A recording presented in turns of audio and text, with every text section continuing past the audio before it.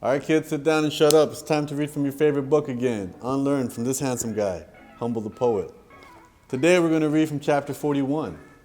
Sometimes we need to suffer. I got 10 years to fill a stadium, but only 2 minutes to fill your cranium. Humble the Poet, signing in. I read about this couple who committed suicide.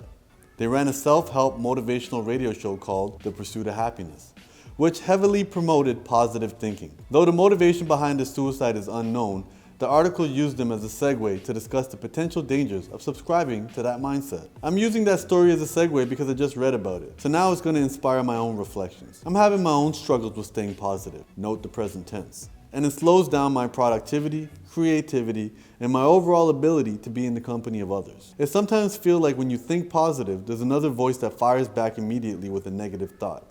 And that voice feels a whole lot more familiar and sure of itself. That's not something you can deny away. Finding something to appreciate and having a positive outlook are important, but becoming idealistic and hoping for a fairy tale ending require much more self-convincing and will wear off quickly, resulting in bitterness.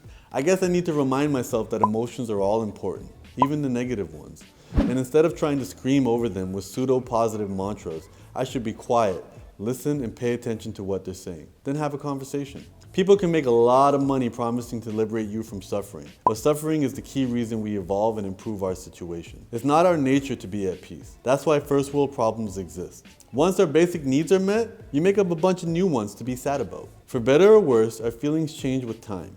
Change is a promise. We all fall into funks, and we should take a little solace in remembering we're not alone. We just think we are. It's okay to have a bad day. Stop assuming others don't just because you don't see it.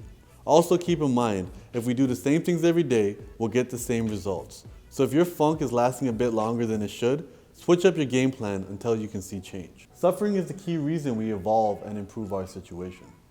All right, go to recess.